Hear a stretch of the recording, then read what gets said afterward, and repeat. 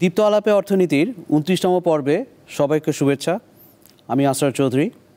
আজকের পর্বে আমরা বিশেষ কিছু ইনডিফারেন্স কার্ভ বা নিরপেক্ষ রেখা দেখার চেষ্টা করব। আসুন শুরু করা যাক। আমাদের ইনডিফারেন্স কার্ভ অ্যানালিসিসে আমরা ইনডিফারেন্স কার্ভসগুলোর কিছু সাধারণ বৈশিষ্ট্য উল্লেখ করেছি।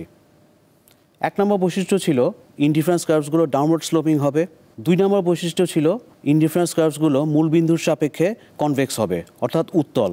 আর ৩ নম্বর বৈশিষ্ট্যটা ছিল আমরা যত উপরের ইনডিফারেন্স কার্ভসগুলো দেখব প্রত্যেকটা ইনডিফারেন্স কার্ভসে উপযোগ বা ইউটিলিটি বেশি হবে।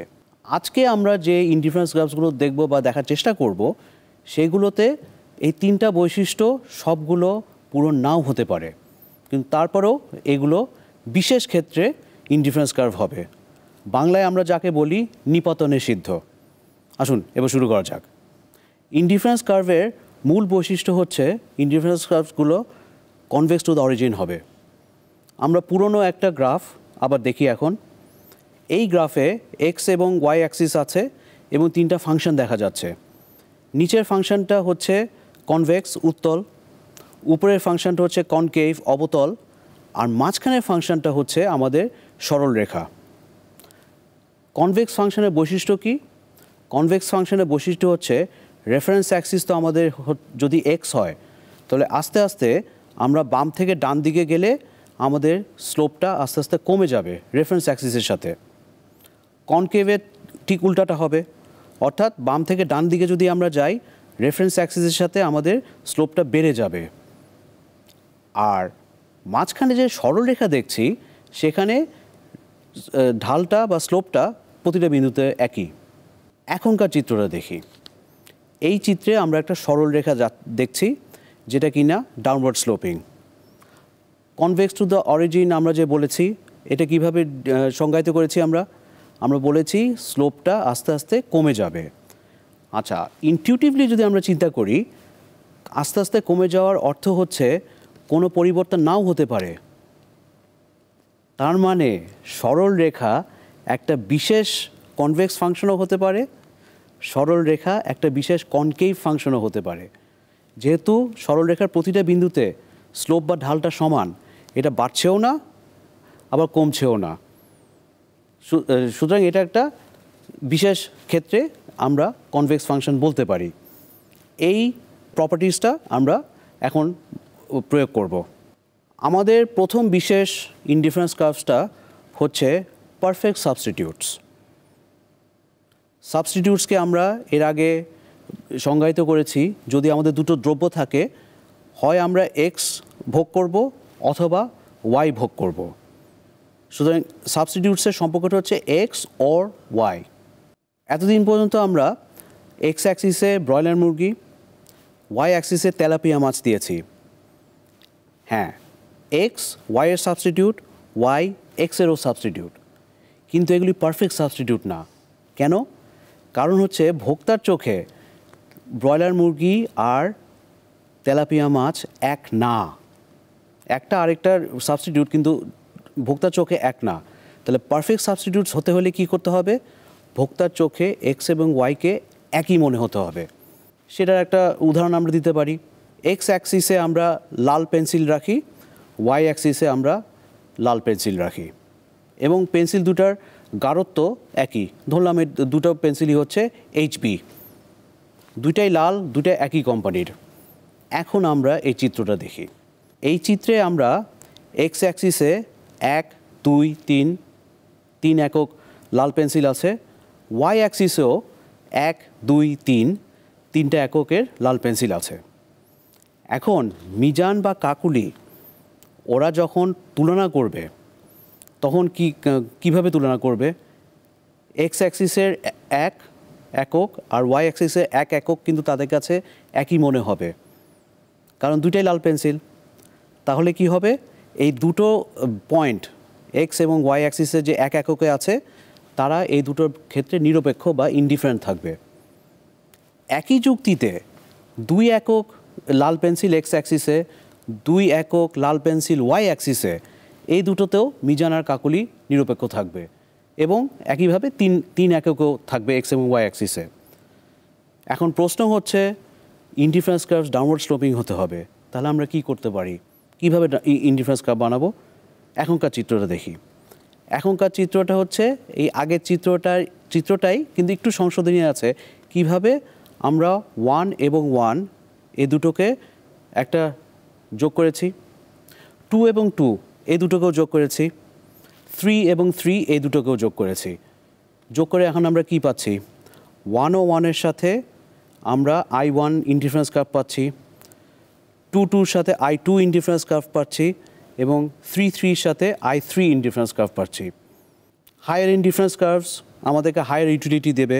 সুতরাং I1 থেকে I2-তে গেলে আমাদের ইউটিলিটি বাড়বে, I2 থেকে I3-তে গেলেও আমাদের ইউটিলিটি বাড়বে। এগুলি কনভেক্স টু দ্য অরিজিন কেন? কারণ এগুলি স্ট্রেট লাইন। স্ট্রেট লাইনকে আমরা বলেছি একটা বিশেষ কনভেক্স ফাংশন। সুতরাং পারফেক্ট সাবস্টিটিউটসের ক্ষেত্রে ইনডিফারেন্স কার্ভসগুলো স্ট্রেট লাইন হবে এবং চিত্রে আমরা যেভাবে দেখছি সেভাবে হবে। কমপ্লিমেন্ট হচ্ছে সাবস্টিটিউটের ঠিক উল্টা। সাবস্টিটিউটের ক্ষেত্রে আমরা বলেছি এক্স অর ওয়াই, কমপ্লিমেন্টসের ক্ষেত্রে এক্স অ্যান্ড ওয়াই। এটা হচ্ছে কমপ্লিমেন্টসের সংজ্ঞা বা তাদের দুটো দ্রব্যের কমপ্লিমেন্টসের সম্পর্ক। তাহলে এখন প্রশ্ন হচ্ছে পারফেক্ট বলতে আমরা কি বুঝি?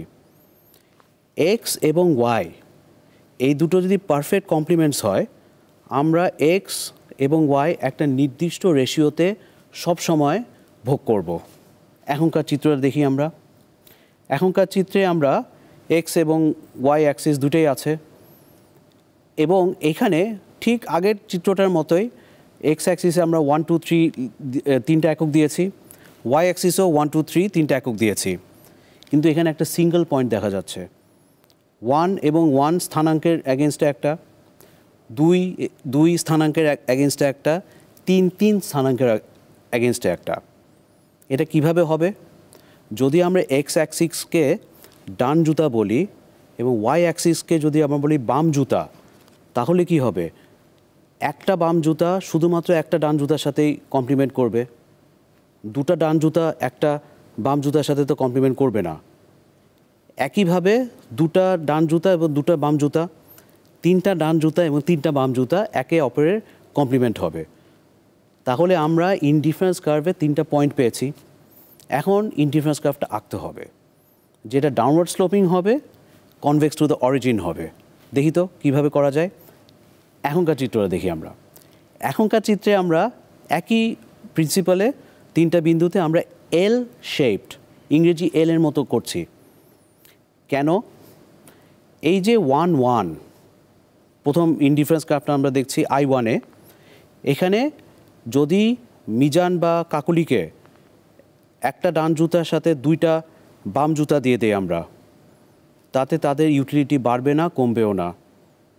একটা বাম জুতার সাথে ডান জুতার সাথে যদি আমরা তিনটা বাম জুতা দিয়ে দেই ওয়াই অ্যাক্সিসে, তাতেও তাদের ইউটিলিটি বাড়বে না বা কমবে না। তারা ওই কম্বিনেশনের সাথে ইনডিফারেন্ট থাকবে, নিরপেক্ষ থাকবে। তাহলে আমাদের একটা পারফেক্ট কমপ্লিমেন্টসের ক্ষেত্রে ইনডিফারেন্স কার্ভসগুলো এল শেপড হবে। এখন প্রশ্ন হচ্ছে এইগুলো কনভেক্স টু দ্য অরিজিন কিনা। আমাদের রেফারেন্স অ্যাক্সিস হচ্ছে এক্স, তাই এল শেপটের ভার্টিক্যাল অংশটা ঢাল কত? ইনফিনিটি। এল শেপটের হরিজন্টাল অংশটার ঢাল কত? 0। তাহলে আমরা যদি এল শেপ যে ইনডিফারেন্স কার্ভটা পাচ্ছি আমরা I1-এ, সেটাতে যদি চলাফেরা করি আমাদের ঢালটা ইনফিনিটি থেকে 0-তে নামছে, সুতরাং কমে যাচ্ছে। সুতরাং এটাও একটা বিশেষ কনভেক্স। অ্যান্ড I1-এর তুলনায় I2 বেশি ইউটিলিটি দেবে, I2-র তুলনায় I3 বেশি ইউটিলিটি দেবে। আমরা ইনডিফারেন্স কার্ভসে সবসময় বলেছি এক্স এবং ওয়াইয়ের মধ্যে একটা নির্দিষ্ট সম্পর্ক আছে। নির্দিষ্ট সম্পর্ক হচ্ছে হয় তারা সাবস্টিটিউট অথবা তারা কমপ্লিমেন্ট। এমন তো হতে পারে এক্সের সাথে ওয়াইয়ের কোনো সম্পর্ক নাই। এইরকম যদি হয় তো এই ধরনের গুডসকে আমরা নিউট্রাল গুডস বলি। কীরকম? এখন আমরা একটা চিত্র দেখি। চিত্রে আমরা এক্স অ্যাক্সিসে ব্রয়লার চিকেনই রাখছি, আমরা সবসময় ব্রয়লার চিকেনই দেখি, এবং ওয়াই অক্ষে আমরা একটা ফুটবল রাখছি। এখন চিন্তা করে দেখেন তো, ব্রয়লার চিকেনের সাথে কি ফুটবলের কোনো সম্পর্ক আছে? নাই। তাইলে ব্রয়লার চিকেন যদি আমরা বেশি পেয়ে যাই আমরা খুশি। ফুটবল আমাদেরকে যাই দেখ না কেন তাতে তাতে তো আমাদের কিছু এসে যাচ্ছে না। তাহলে এই ক্ষেত্রে আমাদের ব্রয়লার চিকেনটাকে যদি আমাদের রেফারেন্স গুড হতে হয় তাহলে কি হবে? 3টা বিন্দু আমরা পাচ্ছি শুধুমাত্র এক্স অ্যাক্সিসে, 1 2 3। এখন আমরা ইনডিফারেন্স কাজগুলো আঁকার জন্য এখন এই চিত্রটা দেখি। চিত্রটা কি? এই যে 0.1, 0.2 এবং 0.3 ইউনিটে আমরা 3টে ইনডিফারেন্স কার্ভ এঁকেছি, I1, I2, I3। এখন যদি আমাদের একটা ব্রয়লার চিকেন থাকে সেক্ষেত্রে কি হবে? ফুটবল যতই দেখ না কেন আমাদেরকে, যেহেতু ব্রয়লার মুরগির সাথে ফুটবলের কোনো সম্পর্ক নাই, সুতরাং ওই ইনডিফারেন্স কার্ভের যেখানেই যাই না কেন আমরা ইনডিফারেন্টই থাকব।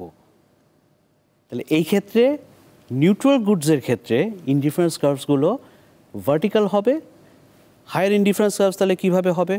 যেহেতু আমরা শুধুমাত্র একটা অ্যাক্সিস ব্যবহার করছি, সুতরাং I1 এর ডান দিকেরটা হবে I2, I2 এর ডান দিকেরটা হবে I3 এবং এভাবে উপযোগ বা ইউটিলিটি আস্তে আস্তে বাড়বে। এখন আমরা মজার দু ধরনের ইনডিফারেন্স কার্ভস দেখব।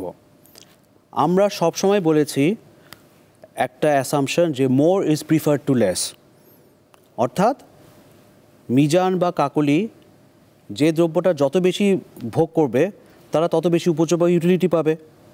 এবং মোর ইজ প্রিফার্ড টু লেসের সাথে আমরা বলেছি এক্স এবং ওয়াই হচ্ছে ইকোনমিক গুড, ইনভার্টেড কমা। আচ্ছা, এরকম হতে পারে না এক্স আর ওয়াইয়ের মধ্যে একটা হচ্ছে ইকোনমিক গুড আর একটা হচ্ছে ইকোনমিক ব্যাড? অর্থাৎ ইকোনমিক ব্যাডের ক্ষেত্রে কি প্রযোজ্য হবে? ইকোনমিক ব্যাডের ক্ষেত্রে মোর ইজ প্রিফার টু লেস, এটা ঠিক উল্টাটা প্রযোজ্য হবে, অর্থাৎ লেস ইজ প্রিফার টু মোর। আচ্ছা, তাই যদি হয় একটা গুড তো অবশ্যই ইকোনমিক গুড, ইনভার্টেড কমা, ওইটা আমরা যত বেশি পাবো আমাদের ইউটিলিটি তত বেশি বাড়বে। ব্যাডটা যত কম হবে আমরা ততই খুশি হব। তাহলে এখন আমরা চিত্রগুলো দেখি। এখনকার চিত্রে আমরা এক্স অ্যাক্সিসে একটা ব্যাড গুড রাখছি, ইনভার্টেড কমা, ওয়াই অ্যাক্সিসে একটা গুড রাখছি, ইনভার্টেড কমা। ব্যাড গুডটা দূষণ হতে পারে, শব্দ দূষণ, বায়ু দূষণ, যেটাই বলি। আর ইকোনমিক গুডটা আমাদের পছন্দ মতো, যেহেতু ওয়াই অ্যাক্সিস আছে ওখানে আমরা তেলাপিয়া মাছ বলি। গুডটা কোন অ্যাক্সিসে আছে? গুডটা আছে ওয়াই অ্যাক্সিসে। তাহলে ওয়াই অ্যাক্সিসের দিকে আমাদের ইনডিফারেন্স কার্ভ যত ঝুঁকতে থাকবে তত আমাদের ইউটিলিটি বাড়বে, কারণ ব্যাডটাকে আমরা পছন্দ করছি না, আমরা অবশ্যই ওয়াই অ্যাক্সিসের দিকে ঝুঁকতে চাচ্ছি। তাহলে এই ক্ষেত্রে ইনডিফারেন্স কার্ভসগুলো চেহারা কীভাবে দেখা যাচ্ছে? ডান দিকেরটা I1, মাঝখানেরটা I2, বাম দিকেরটা I3। তাহলে হায়ার ইনডিফারেন্স কার্ভসগুলো আমাদের কিন্তু এখন ডান থেকে বাম দিকে প্রযোজ্য হচ্ছে। এরপরের চিত্রে আমরা অ্যাক্সিসগুলোকে উল্টে দেই। কিভাবে করছি?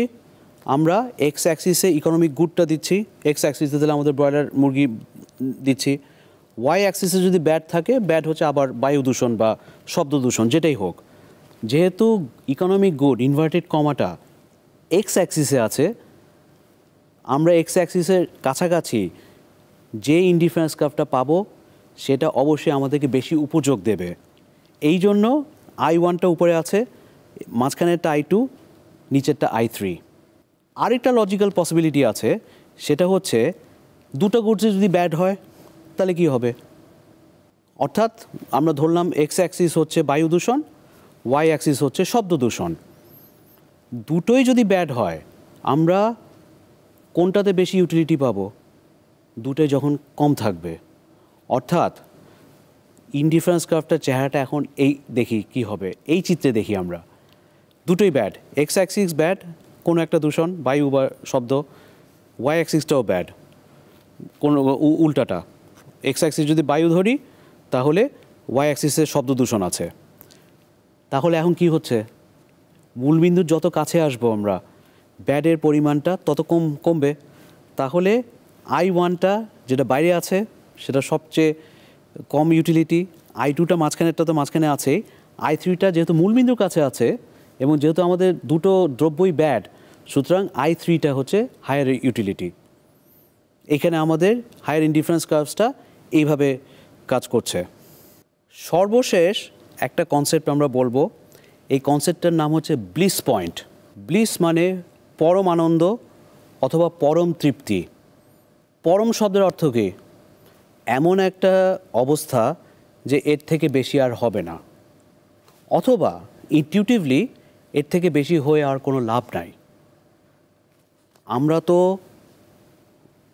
কোনো দ্রব্য ভোগ করি উপযোগ পাওয়ার জন্য, সেটা এক্স হোক আর ওয়াই হোক। তো ভোগ করতে করতে এক সময় আমাদের কিন্তু চাহিদা, আমাদের নিডস সবগুলো পূরণ হবে। এরপরেও যদি আমাদেরকে কেউ দেয়, এক্স বেশি দিচ্ছে বা ওয়াই দিচ্ছে, আমরা তো আরও বেশি আনন্দ পাবো না, কারণ আমরা পরম তৃপ্তি বা পরম আনন্দ একটা বিন্দু পেয়ে গেছি। এই চিত্রটাতে দেখি এখন। এই চিত্রে কি দেখছি আমরা? এক্স স্টার এবং ওয়াই স্টারে আমরা একটা বিন্দু নিচ্ছি। এই এক্স স্টার এবং ওয়াই স্টারটা এমনই বিন্দু যে এর থেকে ফার্দার আর কোনো উপযোগ আমরা পাবো না। তাহলে ইনডিফারেন্স কার্ভসগুলো কী হবে? ইনডিফারেন্স কার্ভসগুলো এখনকার চিত্রে দেখি এগুলো বৃত্তাকার হবে, সার্কুলার। কেন? একই ইনডিফারেন্স কার্ভে আমাদের উপযোগ এক থাকবে। তাহলে এখানে এই বৃত্তাকার ইনডিফারেন্স কার্ভে এক্সের পরিমাণ কোথাও কমে যাচ্ছে, কোথাও বেড়ে যাচ্ছে, কিন্তু তাতে আমাদের কিছু এসে যাচ্ছে না, কারণ আমরা পরম আনন্দ বা পরম তৃপ্তি বিন্দুতে চলে এসেছি। এইটাকে বলে ব্লিস পয়েন্ট ইংলিশে। তাহলে আমরা আজকে কিছু নিপাতনে সিদ্ধ বা স্পেশাল ইনডিফারেন্স কার্ভস দেখেছি।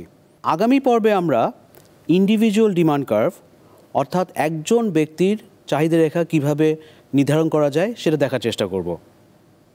আমাদের ফেসবুক পেজে লাইক দিবেন, কমেন্ট করবেন, ফলো করবেন। আমাদের ইউটিউব চ্যানেলে লাইক দিবেন, সাবস্ক্রাইব করবেন, কমেন্ট করবেন। আপনাদের সাথে আবারও দেখা হবে। সেই পর্যন্ত ভালো থাকবেন, সুস্থ থাকবেন।